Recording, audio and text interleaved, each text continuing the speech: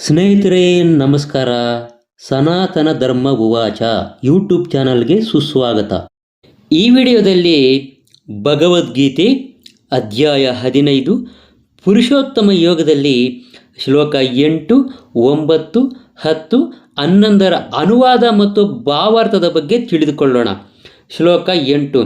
ಶರೀರಂ ಯದವಾಪ್ನೋತಿ ಯಚ್ಚಾಪ್ಯುತ್ಯಾಮತೀಶ್ವರಃ ಗೃಹೀತ್ವೈತಾನಿ ಸಂಯಾತಿ ವಾಯುರ್ಗಂಧಾನಿ ವಾಶಯಾತ್. ಈ ಶ್ಲೋಕದ ಅನುವಾದ: ಗಾಳಿಯು ಗಂಧಗಳನ್ನು ಒಯ್ಯುವಂತೆ ಐಹಿಕ ಜಗತ್ತಿನಲ್ಲಿ ಜೀವಿಯು ತನ್ನ ಜೀವನದ ವಿವಿಧ ಕಲ್ಪನೆಗಳನ್ನು ಒಂದು ದೇಹದಿಂದ ಮತ್ತೊಂದು ದೇಹಕ್ಕೆ ಒಯ್ಯುತ್ತಾನೆ. ಈ ರೀತಿಯಲ್ಲಿ ಅವನು ಒಂದು ಬಗೆಯ ದೇಹವನ್ನು ಪಡೆಯುತ್ತಾನೆ, ಮತ್ತೊಂದು ದೇಹವನ್ನು ಪಡೆಯಲು ಮೊದಲಿನ ದೇಹವನ್ನು ಬಿಡುತ್ತಾನೆ. ಈ ಶ್ಲೋಕದ ಭಾವಾರ್ಥ: ಇಲ್ಲಿ ಜೀವಿಯನ್ನು ಈಶ್ವರ ಎಂದು ವರ್ಣಿಸಲಾಗಿದೆ. ಹೀಗೆಂದರೆ ತನ್ನ ದೇಹವನ್ನು ನಿಯಂತ್ರಿಸುವವನು ಎಂದರ್ಥ. ಅವನು ಬಯಸಿದಲ್ಲಿ ತನ್ನ ದೇಹವನ್ನು ಉತ್ತಮ ವರ್ಗಕ್ಕೆ ಬದಲಾಯಿಸಬಹುದು, ಅವನು ಬಯಸಿದಲ್ಲಿ ತನ್ನ ಕೆಳಗಿನ ವರ್ಗಕ್ಕೆ ಸಾಗಿಸಬಹುದು. ಬಹು ಮತ್ತು ಅಲ್ಪವಾದ ಸ್ವಾತಂತ್ರ್ಯ ಇದೆ. ಅವನ ದೇಹಕ್ಕೆ ಆಗುವ ಬದಲಾವಣೆಯು ಅವನನ್ನು ಅವಲಂಬಿಸಿರುತ್ತದೆ. ಸಾವಿನ ಸಮಯದಲ್ಲಿ ಅವನು ಸೃಷ್ಟಿಸಿರುವ ಪ್ರಜ್ಞೆಯು ಅವನನ್ನು ಮುಂದಿನ ಬಗೆಯ ದೇಹಕ್ಕೆ ಕೊಂಡೊಯ್ಯುವುದು. ಅವನು ತನ್ನ ಪ್ರಜ್ಞೆಯನ್ನು ಒಂದು ಬೆಕ್ಕಿನ ಅಥವಾ ನಾಯಿಯ ಪ್ರಜ್ಞೆಯಂತೆ ಮಾಡಿದ್ದರೆ ಅವನು ಬೆಕ್ಕು ಅಥವಾ ನಾಯಿಯ ದೇಹವನ್ನು ಪಡೆಯುವುದು ಖಂಡಿತ. ಅವನು ತನ್ನ ಮನಸ್ಸನ್ನು ದೈವಿ ಗುಣಗಳಲ್ಲಿ ಕೇಂದ್ರೀಕರಿಸಿದರೆ ಅವನು ದೇವತೆಯ ರೂಪವನ್ನು ಪಡೆಯುತ್ತಾನೆ. ಅವನು ಕೃಷ್ಣ ಪ್ರಜ್ಞೆಯಲ್ಲಿದ್ದರೆ ಅವನನ್ನು ಕೃಷ್ಣ ಲೋಕಕ್ಕೆ ವರ್ಗಾವಣೆ ಮಾಡಲಾಗುತ್ತದೆ. ಅವನು ಕೃಷ್ಣನ ಸಂಗಾತಿಯಾಗುತ್ತಾನೆ. ಈ ದೇಹವು ನಾಶವಾದ ಮೇಲೆ ಎಲ್ಲವೂ ಮುಗಿದು ಹೋಗುತ್ತದೆ ಎನ್ನುವುದು ಸುಳ್ಳುವಾದ. ವ್ಯಕ್ತಿಗತ ಆತ್ಮನು ದೇಹದಿಂದ ದೇಹಕ್ಕೆ ಸಾಗುತ್ತಾನೆ ಮತ್ತು ಅವನ ಈಗಿನ ದೇಹವು ಈಗಿನ ಚಟುವಟಿಕೆಗಳು ಅವನ ಮುಂದಿನ ದೇಹದ ಹಿನ್ನೆಲೆಯಾಗುತ್ತದೆ. ಕರ್ಮಕ್ಕೆ ಅನುಗುಣವಾಗಿ ಮನುಷ್ಯನಿಗೆ ಬೇರೆ ಶರೀರವು ಬರುತ್ತದೆ. ಕಾಲಕ್ರಮೇಣ ಅವನು ಈ ದೇಹವನ್ನು ತ್ಯಜಿಸಬೇಕು. ಮುಂದಿನ ದೇಹದ ಕಲ್ಪನೆಯನ್ನು ಸೂಕ್ಷ್ಮ ಶರೀರವು ಕೊಂಡೊಯ್ಯುತ್ತದೆ. ಮುಂದಿನ ಜನ್ಮದಲ್ಲಿ ಅದು ಇನ್ನೊಂದು ದೇಹವನ್ನು ಸೃಷ್ಟಿಸುತ್ತದೆ ಎಂದು ಇಲ್ಲಿ ಹೇಳಲಾಗಿದೆ. ದೇಹದಿಂದ ದೇಹಕ್ಕೆ ಸಾಗಿ ದೇಹದಲ್ಲಿರುವಾಗ ಹೋರಾಡುವುದಕ್ಕೆ ಕರ್ಷತಿ ಅಥವಾ ಉಳಿವಿಗಾಗಿ ಹೋರಾಟ ಎಂದು ಹೆಸರು. ಶ್ಲೋಕ 9.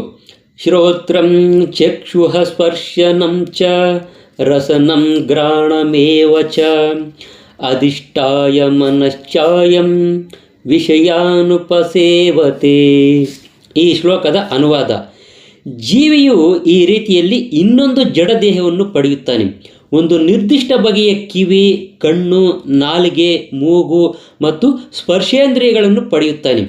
ಇವನ್ನು ಮನಸ್ಸಿನ ಸುತ್ತ ಜೋಡಿಸಲಾಗಿದೆ. ಹೀಗೆ ಅವನ ಇಂದ್ರಿಯ ವಸ್ತುಗಳ ಒಂದು ವಿಶಿಷ್ಟ ಸಮೂಹವನ್ನು ಅನುಭವಿಸುತ್ತಾನೆ.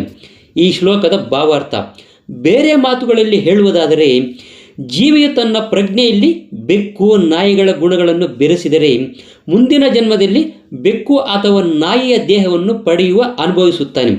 ಮೂಲತಃ ಪ್ರಜ್ಞೆಯು ನೀರಿನಂತೆ ಶುದ್ಧವಾದದ್ದು. ನೀರಿನಲ್ಲಿ ಒಂದು ಬಣ್ಣವನ್ನು ಬೆರೆಸಿದರೆ ಅದು ಬದಲಾಗುತ್ತದೆ.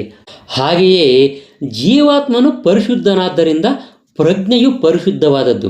ಆದರೆ ಪ್ರಜ್ಞೆಯು ಭೌತಿಕ ಗುಣಗಳ ಸಹವಾಸಕ್ಕೆ ಅನುಗುಣವಾಗಿ ಪರಿವರ್ತನೆಗೊಳ್ಳುತ್ತದೆ. ನೈಜ ಪ್ರಜ್ಞೆ ಎಂದರೆ ಶ್ರೀಕೃಷ್ಣ ಪ್ರಜ್ಞೆಯೇ.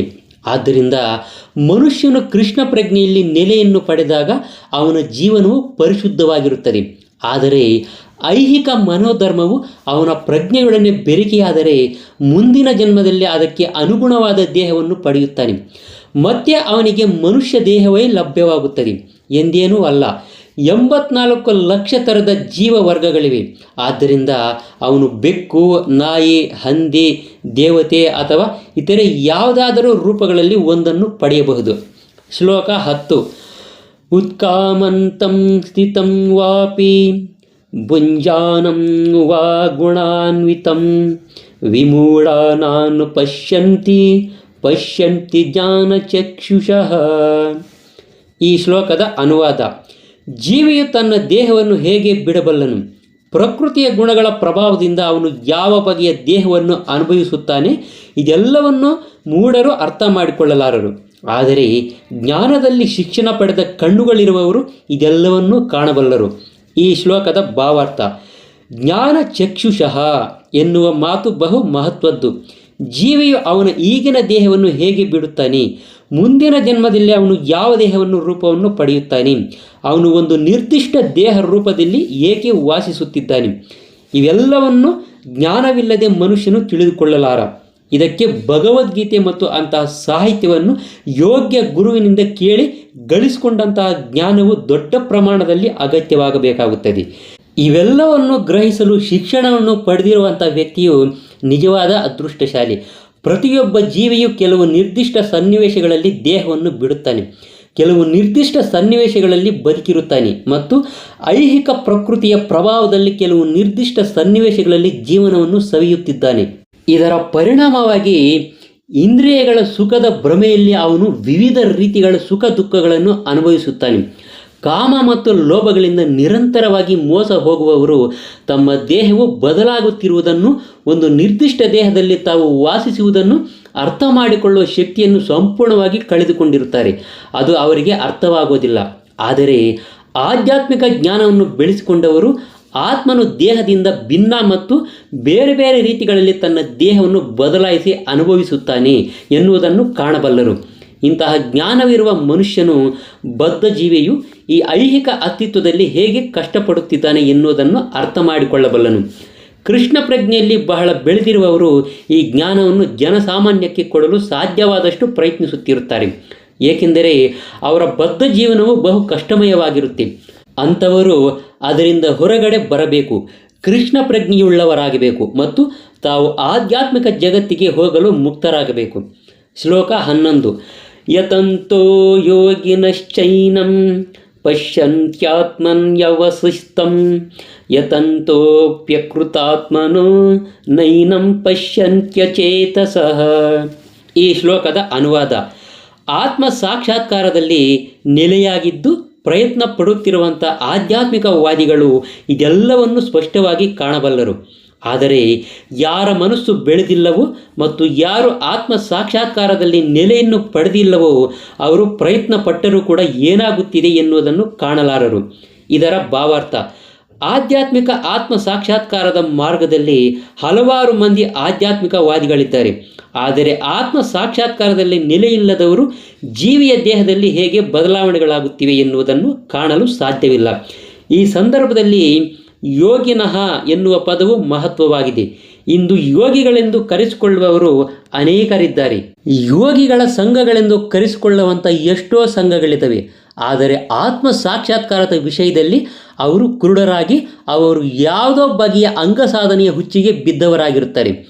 ದೇಹದ ದೃಢವಾಗಿದ್ದು ಆರೋಗ್ಯದಿಂದ ಇದ್ದರೆ ಸಾಕು, ಅವರು ಅಷ್ಟಕ್ಕೆ ತೃಪ್ತಿಯನ್ನು ಪಡೆದುಕೊಳ್ಳುತ್ತಾರೆ. ಇದಕ್ಕೆ ಸಂಬಂಧಪಟ್ಟಂತೆ ಬೇರೆ ಯಾವ ಮಾಹಿತಿಯೂ ಇರುವುದಿಲ್ಲ. ಅವರನ್ನು ಯತಂತೋಪಿ ಅಕೃತಾತ್ಮಾನ ಎಂದು ಕರೆಯಲಾಗಿದೆ. ಅವರು ಹೆಸರಿಗೆ ಮಾತ್ರದ ಯೋಗ ಪದ್ಧತಿಯಲ್ಲಿ ಪ್ರಯತ್ನಿಸಿದರೂ ಆತ್ಮ ಸಾಕ್ಷಾತ್ಕಾರ ಹೊಂದಲಾರರು. ಇಂತಹ ಜನರು ಆತ್ಮವು ದೇಹದಿಂದ ದೇಹಕ್ಕೆ ಹೋಗುವ ಪ್ರಕ್ರಿಯೆಯನ್ನು ಅರ್ಥ ಮಾಡಿಕೊಳ್ಳಲು ಸಾಧ್ಯವಾಗುವುದಿಲ್ಲ. ಯೋಗಾಭ್ಯಾಸದಲ್ಲಿ ಇರುತ್ತಾ ಆತ್ಮನ ಜಗತ್ತಿನ ಮತ್ತು ಪರಮಪ್ರಭುವಿನ ಸಾಕ್ಷಾತ್ಕಾರ ಮಾಡಿಕೊಂಡಿರುವವರು ಅಂದರೆ ಭಕ್ತಿಯೋಗಿಗಳು, ಕೃಷ್ಣ ಪ್ರಜ್ಞೆಯಲ್ಲಿ ಪರಿಶುದ್ಧ ಭಕ್ತಿ ಸೇವೆಯಲ್ಲಿ ನಿರತರಾಗುವವರು ಮಾತ್ರ ಸಂಗತಿಗಳು ಹೇಗೆ ಘಟಿಸುತ್ತವೆ ಎಂದು ಅರ್ಥ ಮಾಡಿಕೊಳ್ಳಲು ಅರ್ಹರಾಗಿರುತ್ತಾರೆ. ಸ್ನೇಹಿತರೆ, ಇದೇ ಥರ ಇನ್ನಷ್ಟು ಆಸಕ್ತಿಕರವಾದ ವಿಷಯಗಳನ್ನು ನೀವೇನಾದರೂ ತಿಳ್ಕೋಬೇಕು ಅಂದರೆ ದಯವಿಟ್ಟು ನಮ್ಮ ಸನಾತನ ಧರ್ಮ ಉವಾಚ ಅನ್ನೋ ಯೂಟ್ಯೂಬ್ ಚಾನಲನ್ನು ಸಬ್ಸ್ಕ್ರೈಬ್ ಮಾಡ್ಕೊಳ್ಳೋದನ್ನು ಮಾತ್ರ ಮರಿಬೇಡಿ. ನಮಸ್ಕಾರ.